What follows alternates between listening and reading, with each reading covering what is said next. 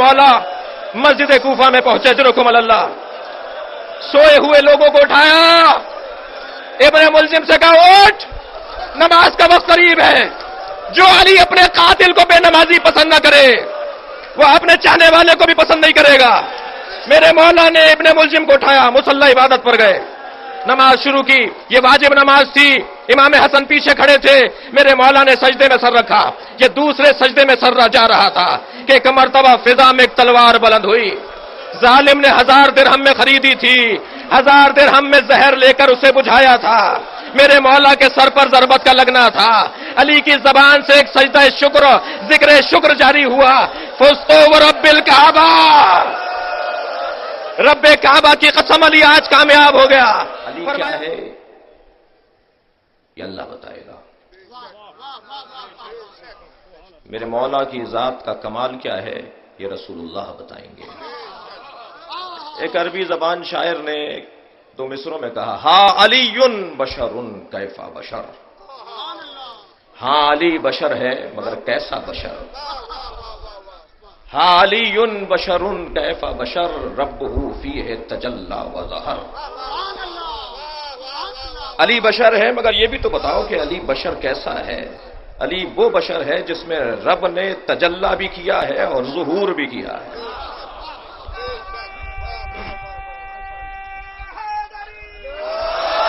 یہ واحد ذات ہے، پیغمبر اکرم دے کر گئے، کسی کے بھی چہرے کو دیکھنا اللہ کی عبادت نہیں ہے۔ اور مجلس اعلیٰ کیونکہ اجتماعیت کا پیغام دیتی ہے، مجلس میں تمام فرقے تشریف فرما ہیں، لہذا یہ روایت بھی حضرت ابوبکر سے ہے۔ ایک دن مولا کائنات کو بہت غور سے تکتے ہوئے بہت دیر لگ گئی حضرت ابوبکر کو، تو کسی نے پوچھ لیا کہ آج آپ علی کو بہت غور سے دیکھ رہے ہیں، کہ آج صبح میں نے نبی سے حدیث سنی ہے، جو علی کے چہرے کو دیکھے گا اسے اللہ کی عبادت کا ثواب ملے گا۔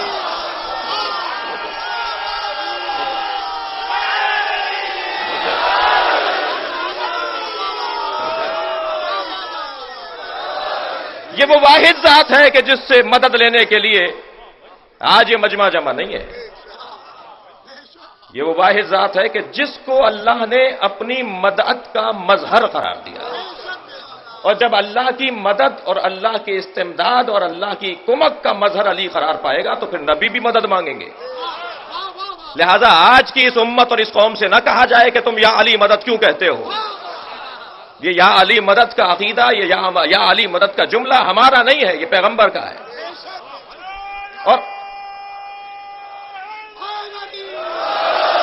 اور ہم سے پوچھا جائے کہ ہم مولا سے مدد کیا سوچ کر مانگتے ہیں، تمہیں کس نے حق دیا ہے کہ یا علی مدد کہیں ہم؟ فیصلہ تم کرو، تم تو کہتے ہی نہیں ہو نا۔ یہ کیا بات ہوئی؟ مجھے تمیدی بیان سے گزرنے دیجئے۔ جی ہم کہیں یا علی مدد اور کہیں صاحب شرک ہو گیا؟ ہم سے پوچھو کہ ہم کیا سمجھتے ہیں مولا کو۔ ہمارا تو کلمہ بھی اللہ سے شروع ہوتا ہے، ہمارے عقیدے کا اختتام بھی اللہ پر ہوتا ہے۔ اگر ہم کہتے ہیں لا الہ الا اللہ تو وہاں بھی اللہ، اگر ہم کہتے ہیں محمد الرسول اللہ تو وہاں بھی اللہ، اگر ہم کہتے ہیں علی ولی اللہ،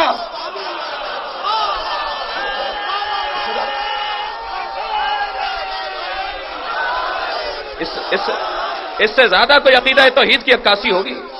کہتے ہیں بڑھا دیا کلمہ، اضافہ کر دیا، جال کر لیا، بنا لیا، گھڑ لیا۔ میں کہتا ہوں میری مصیبت یہ ہے کہ یہ اعتراض کرنے والا اپنی کتاب نہیں پڑھتا۔ جی میری مشکل یہ ہے کہ یہ اعتراض کرنے والا اپنی کتاب نہیں پڑھتا۔ میں آپ کی اس مودت کے جذبے کو دیکھتے ہوئے ایک روایت سنانا چاہ رہا ہوں۔ یہ سنی کتابوں میں بھی، شیعہ کتابوں میں بھی، مسلمان کتابوں میں، اسلامی کتابوں میں لکھا ہے کہ جنت کے دروازے پر ایک کنڈی لٹکی ہوئی ہے، جب وہ جنت کے دروازے پر جا کر لگتی ہے تو آواز آتی ہے یا علی۔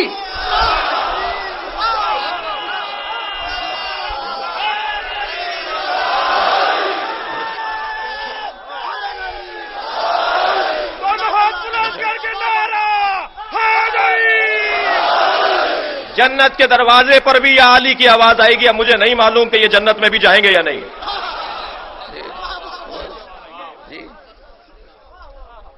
کچھ عرصے پہلے سندھ کے ایک شہر خیرپور میں ایک پلاٹ کے چکر میں مارا جانے والا ایک دہشت گرد، توجہ ہے حضرات کی، اس نے دعویٰ کیا تھا کہ مجھے ہماری کتابوں سے دکھاؤ کہ یہ کلمہ، یہ جملہ علی ولی اللہ کا پیغمبر نے اپنی زبان پہ جاری کیا ہے، تو میں شیعہ ہونے کو تیار ہوں۔ ہمارے ایک عالم نے لاڑکانہ میں کتاب کھول کے دکھا دی، میرے بچے کتاب کا نام نوٹ کریں، فرائض السنتین، ہمارے بھائیوں کی کتاب ہے، اس کے اندر لکھا ہوا ہے کہ جنت کے 8 دروازے ہیں، اور ہر دروازے پر لکھا ہے لا الہ الا اللہ محمد الرسول اللہ علی ولی اللہ۔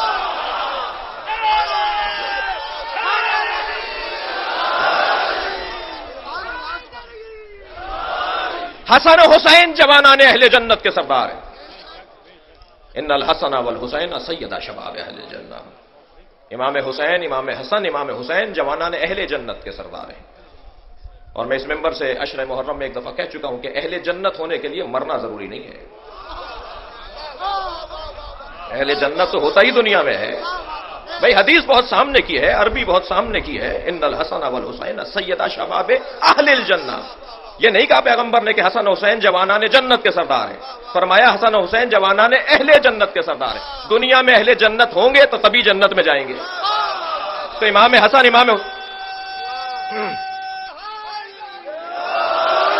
دنیا میں امام حسن، امام حسین کو سردار مانا جائے گا۔ برادران اہل سنت کی علماء تشریف فرما ہے، اور ہمیشہ ان کی بڑی خدمت ہے، یہ نمائندگی کرتے ہیں، یہ بہرحال ایک تصویر لے کر آتے ہیں جو اہل سنت کی تصویر ہے، جو اہل سنت کی نمائندگی ہے، جناب فیروز الدین رحمانی صاحب، قدر کی جائے۔ مجھے معلوم ہے کہ ان کے آنے پر انہیں کیا مشکل ہوتی ہے، لیکن یہ حب علی میں آتے ہیں،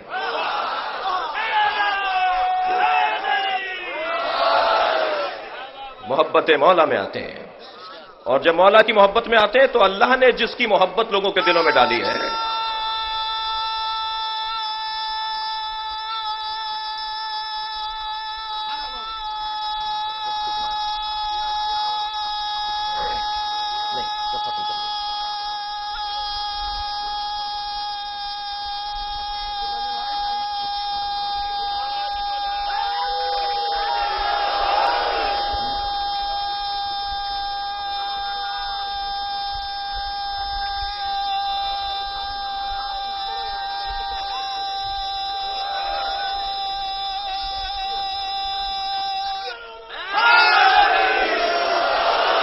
بھائی اتنا لمبا نعرہ جو لگائے گا تو بہرحال اس کو اس کا ثواب تو ملے گا، مگر وقت میرے پاس کم ہے۔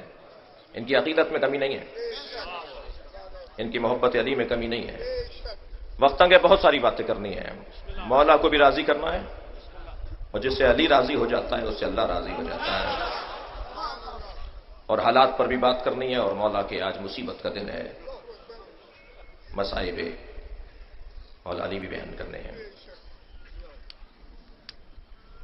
علی بشر کیف بشر، میرے مولا علی کی ذات مکمل معجزہ۔ اللہ نے نبی کو 2 معجزے دیے، ایک قرآن کی صورت میں، ایک مولا علی کی صورت میں۔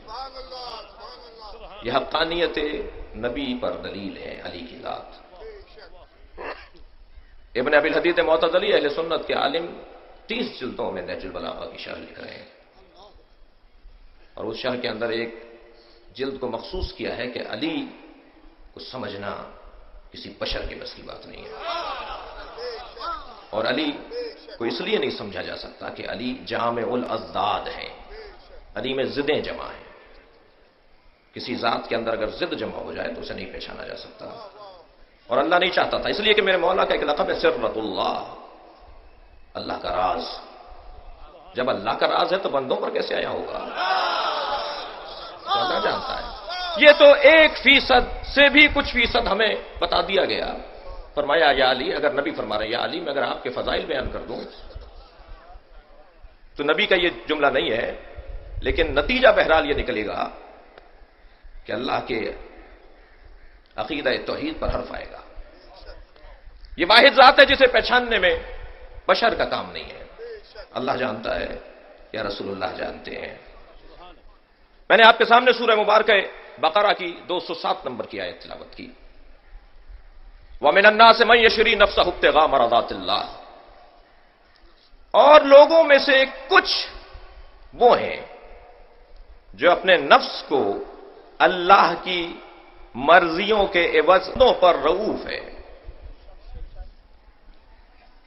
تمام تر کمالات مولا کائنات کے وہ علم علی ہو جس کا اندازہ نہیں لگایا جا سکتا، اس لیے کہ جب علی نے یہ کہہ دیا کہ میں زمین کے رستوں سے زیادہ آسمان کے رستوں کو جانتا ہوں. جب مولا کائنات نے ممبر پر سلونی کا دعویٰ کیا کہ مجھ سے پوچھو، سلونی سلونی قبل ان تفقدونی، مجھ سے پوچھو اس سے پہلے کہ تفقدونی، تم مر جاؤ. یہ ترجمہ نہیں ہوگا کہ اس سے پہلے کہ میں مر جاؤں. علی مرنے کے لیے پیدا ہی نہیں ہوا. میرے مولا مرنے کے لیے پیدا نہیں ہوئے. مولا آج بھی زندہ ہے. میں کہتا ہوں علی ابن ابی طالب کی حیات کا ایک جلوہ یہ مجمع ہے. حیات حیدر کرار کا جلوہ، یہ ایک جلوہ ہے. یہ جو مجلس ہے، یہ جو ابھی جلوس نکلے گا، اس کے 4 برابر اور 10 برابر ابھی جلوس میں لوگ ہوں گے. یہ ایک جلوہ ہے علی کی حیات کا. یہ واحد ذات ہے جس سے محبت اللہ نے دلوں میں ڈالی ہے. پروردگار عالم سیجعلہم الرحمن لہم ودا، لوگوں کے دلوں میں اللہ محبت ڈالتا ہے کسی کے لیے. یہ سوال بھی حضرت عمر نے کیا تھا، یا رسول اللہ، اللہ کس کی محبت لوگوں کے دلوں میں ڈالتا ہے؟ حضرت نے فرمایا ذرا صبر کرو. کچھ دیر کے بعد پھر سوال کیا، حضرت نے کہا، فرمایا صبر کرو. کچھ دیر میں مولا کائنات آتے ہوئے دکھائی دی. حضرت نے فرمایا اس کی محبت دلوں میں ڈالے گا.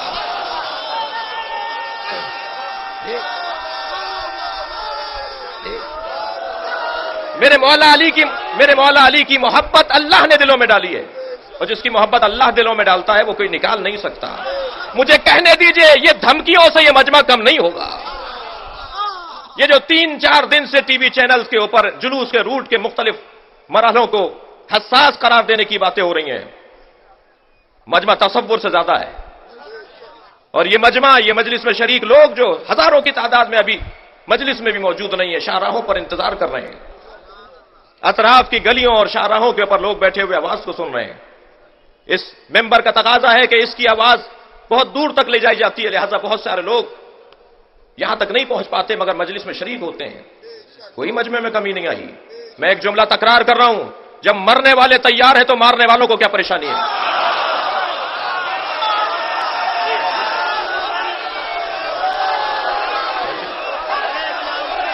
لبیک یا حسین، لبیک یا حسین، لبیک یا حسین، لبیک یا حسین، لبیک.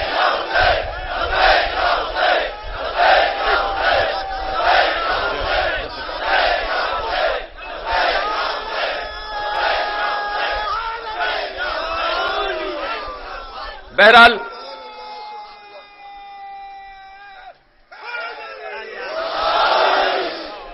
جلوس میں ہمیں تو انتظار ہے کہ کچھ ہوگا. اور یہ 21 رمضان کو اگر خون کا قطرہ گر جائے تو مولا کے خادموں میں اور نوکروں میں اور اس صف میں شمار ہوں گے نا. اپنے بچوں اور جوانوں کے لیے ایک جملہ کہہ رہا ہوں، ہماری تاریخ ہے خون سے رقم. ہمیں کسی دھماکے سے نہیں ڈرایا جا سکتا. مگر ہوشیار رہیں. 2 سال پہلے مارکیٹوں کی سازش میں الجھانے کی کوشش کی گئی. وہ ہمارا کام نہیں تھا، اس لیے کہ دھماکے سے 2 منٹ پہلے مارکیٹیں جلنا شروع ہو گئی تھی. تحقیق دے رہا ہوں، دھماکہ ابھی 2 منٹ بعد ہوگا اور مارکیٹیں 2 منٹ پہلے 3 منٹ پہلے جلنا شروع ہو گئی تھی. یہ 2 ٹیمیں تھیں جن میں آپس میں ہم آہنگی تھی. ہمارا کام نہیں ہے، لہذا کسی سازش کا حصہ. اس لیے کہ مولا علی فرما رہے ہیں ما لبثت علی نفسی ولا لبث علی. اللہ اکبر. نہ آج تک علی نے اپنے آپ کو دھوکہ دیا ہے، نہ کوئی پیدا ہوا ہے جو علی کو دھوکہ دے سکا. لہذا علی کے چاہنے والوں کو کوئی دھوکے میں نہیں رکھ سکتا. ہمیں پتا ہے کہ اس ملک میں کیا کیا سازشیں ہو رہی ہیں.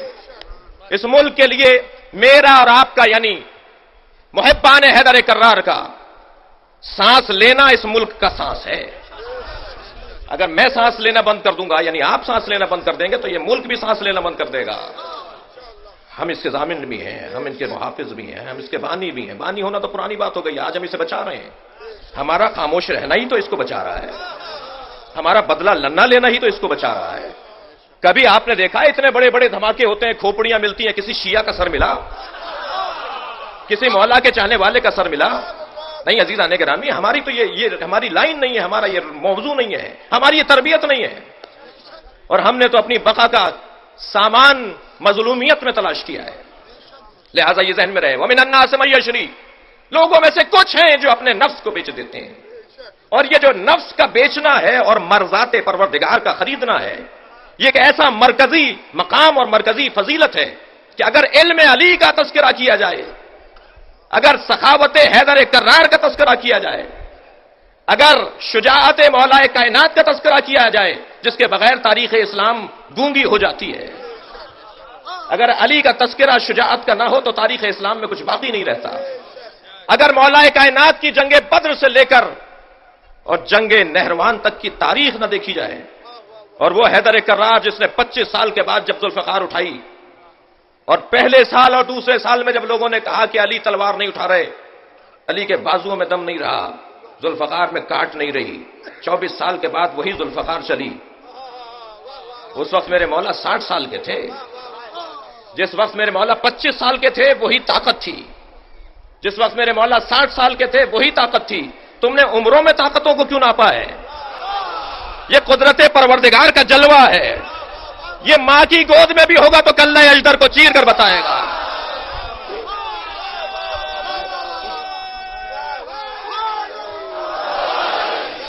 حق ہے اس مجلس کا کہ مولا کے فضائل کی طرف توجہ ہو. عزیزان گرامی, لہذا مولا کائنات کی سخاوت ہو, شجاعت ہو, علم ہو. مولا کی ہجرت معمولی ہجرت نہیں ہے. نبی اگر کسی کو اپنے بستر پر چھوڑ کر آئے ہیں, اور دلیل چاہیے خلافت بلا فصل کے لیے, اگر امانتیں سپرد کر کے آئے ہیں تو مولا کائنات کو دے کر آئے ہیں. اور اس انداز سے ہجرت علی بن ابی طالب فواتم کو لے کر مدینہ پہنچے ہیں, فاطماؤں کو لے کر مدینہ پہنچے ہیں, بیویوں کو لے کر مدینہ پہنچے ہیں. میرے مولا کے تمام تر فضائل اور کمالات کو اگر مرکزی نقطے میں تلاش کریں تو وہ ہے مرضی پروردگار. اور اللہ ہر ایک سے راضی نہیں ہوتا جب تک آزما نہ لے. میں 2 حدیثیں سنانا چاہ رہا ہوں, اور دونوں حدیثیں اس ممبر کا بھی تقاضا ہے, ویسے مزاج میں بھی ایسے ہی ہونا چاہیے کہ بات اتفاقی کی جائے. تمام فرقوں میں, تمام مکاتب فکر میں اگر کوئی چیز مسلم ہے تو اسے یہاں سے بیان کیا جائے, اس لیے کہ سب آتے ہیں. ایک حدیث الصوم لی, یہ حدیث قدسی ہے, اللہ کا کلام ہے. پروردگار عالم ارشاد فرما رہا ہے, ماہ مبارک رمضان ہے, ذرا غور فرمائیں گے اس حدیث کے اوپر. الصوم لی, روزہ میرے لیے ہے. یا اللہ, کیا نماز تیرے لیے نہیں ہے؟ کیا حج تیرے لیے نہیں ہے؟ کیا زکوٰۃ اور خمس کی ادائیگی تیرے لیے نہیں ہے؟ ان تمام عبادتوں میں صرف روزے کو تو نے کہا کہ روزہ میرے لیے ہے. اس کا سبب کیا ہے؟ اس کا سبب یہ ہے کہ یہ واحد عبادت ہے جو تنہائی میں بھی اللہ کے لیے رہتی ہے, مجمع میں بھی اللہ کے لیے رہتی ہے. اللہ اصل میں دیکھنا چاہتا ہے میری خاطر کون جی رہا ہے. جو اللہ کی خاطر جی رہا ہو, پروردگار عالم اس کی طرف اپنی مرضیوں کو بڑھا دیتا ہے. اور جو تنہائی میں, دیکھیے نماز, روزہ, نماز, حج, زکوٰۃ, یہ ساری چیزیں دیکھنے میں آتی ہیں, لیکن روزہ کوئی کمرے میں تنہا بھی ہو, کوئی حجرے میں تنہا بھی ہو, اور گلاس سے پانی کا گلاس رکھا ہو اور ظرف میں غذا رکھی ہو, تو وہ نہیں کھاتا, اس لیے کہ اللہ دیکھ رہا ہے. اللہ کو یہ اچھا لگتا ہے. مجمع میں کسی بھی حلیے میں نماز پڑھ لی, گھر میں کسی بھی حلیے میں نماز پڑھ لی, مجمع میں اچھے کپڑوں میں نماز پڑھ لی, یہ جو فرق آ رہا ہے یہ اللہ کو پسند نہیں ہے. لیکن تنہائی میں جو اللہ کو, اپنی ذات, اللہ کی ذات کو یاد کرتا ہوا کوئی پاتا ہے اللہ, تو اللہ اس سے محبت کرتا ہے. الصوم لی, روزہ میرے لیے ہے. میں اور آپ 30 دن روزہ رکھیں اللہ کے لیے, تو اللہ کیا کہہ رہا ہے؟ الصوم لی وانا اجزی بہ. علماء کرام تشریف فرمائیں, یہ حدیث قدسی ہے, پیش نظر ہے. یہ جو اجزی بہ ہے اس کے 2 اعراب دیے ہیں, اجزا بہ اور اجزی بہ. دونوں کا ترجمہ کرنا دیجیے مجھے, اس لیے کہ اعراب نہیں لگائے جاتے تھے, اور پھر مفسرین نے, اور پھر شارحین نے, اور پھر عرفاء نے اس کی تشریح کی ہے. اللہ کہہ رہا ہے الصوم لی, روزہ میرے لیے ہے, روزہ میرے لیے ہے. انا اجزی بہ, میں خود اس کا اجر دوں گا. میں کسی فرشتے سے نہیں دلواؤں گا, میں کسی ملک سے نہیں دلواؤں گا, میں خود دوں گا. جب کام میرے لیے ہے تو اجر بھی میں دوں گا. اور ایک اعراب یہ دیا گیا ہے کہ انا اجزا بہ, روزہ میرے لیے ہے، اللہ اکبر، ذرا ترجمے پر غور کریں گے، روزہ میرے لیے، میں خود اس کا اجر بن جاؤں گا۔ جو میرے لیے 30 دن روزہ رکھے اللہ اس کا ہو جاتا ہے، جس علی کی ساری زندگی اللہ کی خاطر گزری ہو، وہ اللہ کے لیے اور اللہ اس کے لیے۔ لہذا اب اللہ اپنی مرضیوں کو دے رہا ہے، اور مرضی بھی نہیں، مرادات، ایک مرتبہ بھی نہیں۔ کہ صاحب ایک مرتبہ یہ آپ موقع استعمال کر سکتے ہیں، قلمدان استعمال کر سکتے ہیں۔ کہا نہیں علی، ساری زندگی تم نے بستر پیغمبر پہ سو کر، جی لیٹنا تو اختیاری تھا، سونا تو اختیاری نہیں تھا۔ میرے مولا نے سو کر بتایا جو اپنے اعصاب پر مکمل قابو رکھے وہ علی بن ابی طالب ہے، میں خود اس کا اجر بن جاؤں گا، میں خود اس کا اجر بن جاؤں گا۔ اور جب اللہ خود اس کا اجر بن جائے گا تو اس کو اگر ایک اور زاویے سے دیکھا جائے تو اللہ جب اس کا اجر بن جائے گا تو اب اس کا ہاتھ اللہ کا ہاتھ ہوگا، اس کی زبان اللہ کی زبان ہوگی، اس کی آنکھ اللہ کی آنکھ ہوگی، اس کا کان اللہ کا کان ہوگا۔ اچھا یہاں پر بھی عرفاء نے لکھا ہے کہ بعض احادیث میں آیا ہے کہ اللہ کا ہاتھ اس کا ہاتھ، بعض میں آیا اس کا ہاتھ اللہ کا ہاتھ، یہ برابر نہیں ہے، یہ ایک جیسے نہیں ہے، دونوں ایک ہی بات نہیں ہے دونوں۔ بعض جگہ کہا گیا ہے کہ اس کا ہاتھ میرا ہاتھ ہو جائے گا، ہاتھ علی کا رہے گا، منسوب اللہ سے ہوگا۔ لیکن بعض اوقات کہا گیا اللہ کا ہاتھ اس کا ہاتھ ہو جائے گا۔ جہاں بندہ اپنی مرضی اور اپنی مزاج اور اپنی خوشی کی خاطر نہ جیتا ہو، صرف اللہ کی خاطر جیتا ہو، تب اس کا ہاتھ اللہ کا ہاتھ نہیں ہوگا، اللہ کا ہاتھ اس کا ہاتھ ہوگا۔ اور جب اللہ کا ہاتھ اس کا ہاتھ ہوگا تو اب اس ہاتھ سے مدد مانگی جا رہی ہے، اس لیے کہ وہ ید اللہ ہے۔ یہ روایت اس ممبر سے علامہ طالب جوہری بیان کر چکے ہیں اور میں پڑھ رہا ہوں۔ ایک شخص نے آ کر حضرت عمر سے احتجاج کیا، شکایت کی بقول بعض لوگوں کے کہ مجھے علی نے تماشا مار دیا۔ بہرحال جو ہے وہ میں بول رہا ہوں، اور سند اور درایت اور روایت کی تو بحث ہی نہیں ہے اور بات وقت بھی نہیں ہے۔ قریب گئے اور فرمانے لگے یا علی آپ نے اس کو ہاتھ مارا ہے۔ حضرت فرمائے طواف کرتے ہوئے نامحرم کو گھور رہا تھا۔ تو اس پٹنے والے سے حضرت عمر نے کہا کہ عین اللہ نے دیکھا تھا، ید اللہ نے مارا ہے۔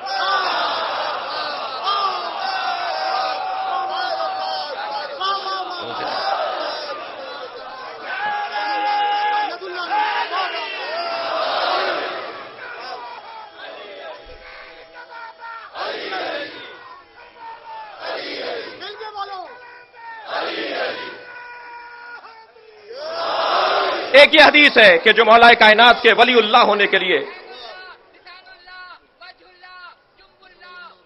مختصر کر دیجئے، بڑی آیت۔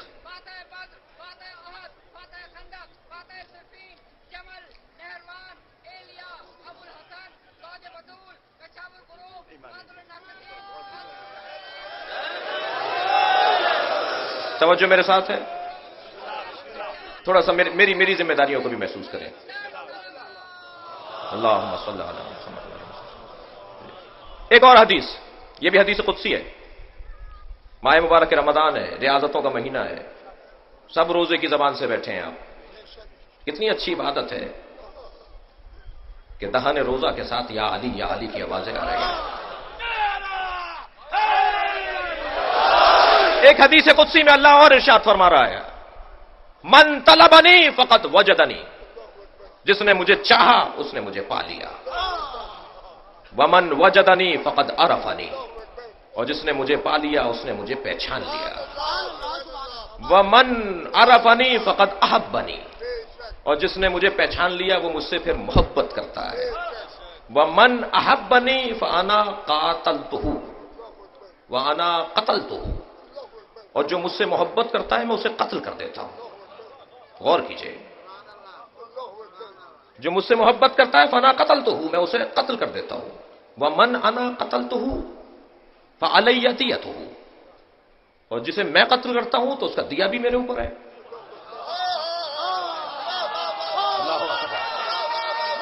جی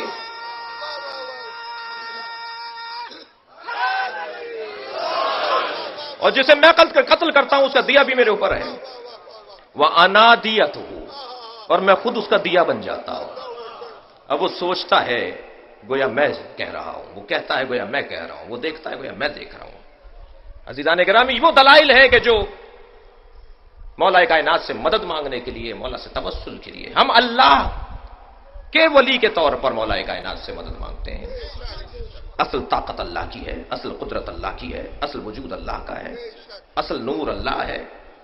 اور پھر پروردگار عالم نے سب سے پہلا نور نبی کا بنایا، اور نبی کے نور سے ایک اور نور شق کیا جسے علی نام دیا، اور نبی فرماتے ہیں انا و علی من نور واحد، میں اور علی ایک نور کے دو حصے ہیں۔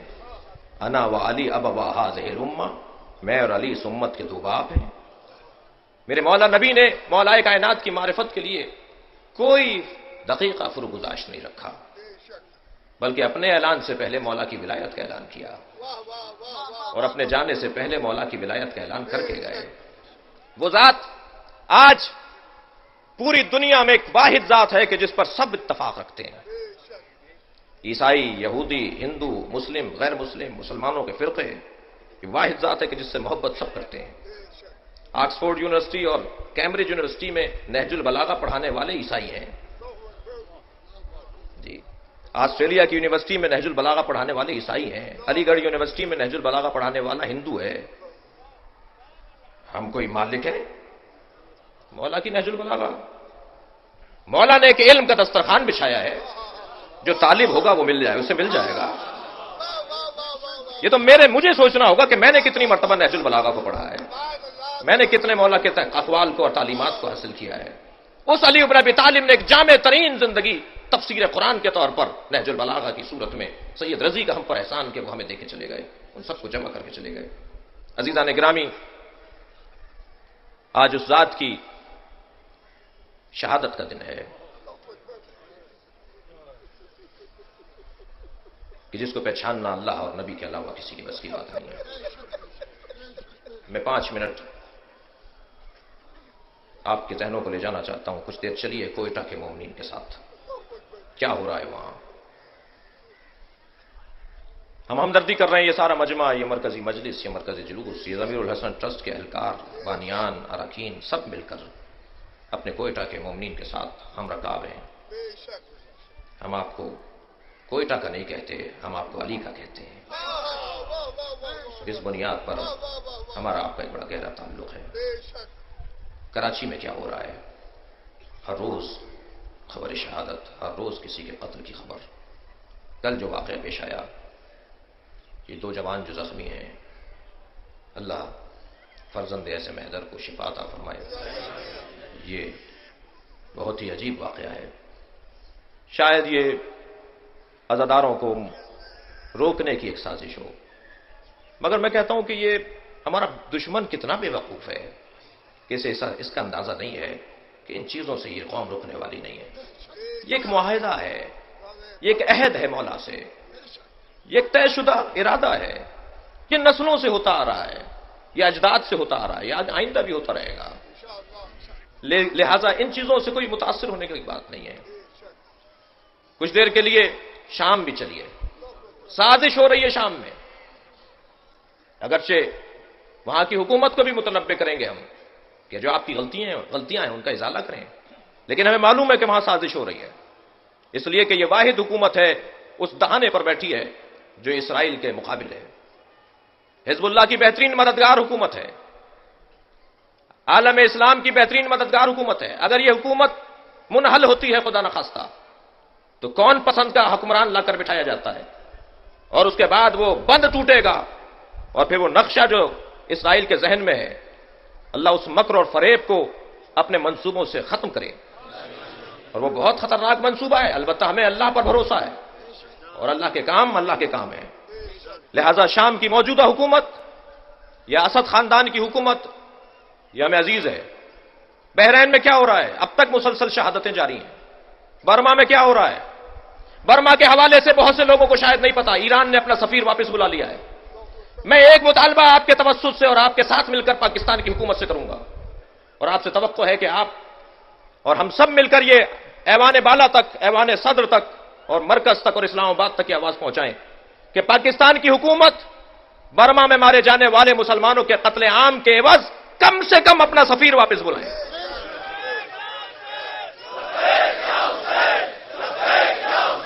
مل کر کہیں گے۔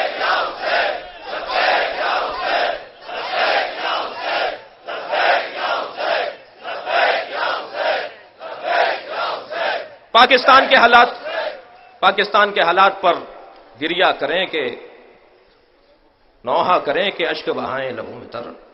پاکستان کے حالات تو اتنے ابتر ہیں، ان کے اوپر صرف اتنا کہوں گا کہ نااہلی ہے، مجبوری ہے، وابستگی ہے، دنیا ہے، ناقابل لوگ ہیں، نااہل لوگ ہیں جن کے ہاتھ میں ذمہ داریاں دی جاتی ہیں. البتہ چھوٹی سطح کے جو اہلکار ہیں، وہ لا اینڈ فورسز کے اداروں کے اہلکار ہوں، ان کی بڑی خدمات ہیں. وہ جو روڈ پہ ایک سپاہی کھڑا ہے، وہ جو کل رات سے اور کئی دن سے مصروف ہیں، جو نیچے کی سطح کے افسران ہیں، جو نیچے سطح کے اہلکار ہیں، ان کی بڑی خدمات ہیں.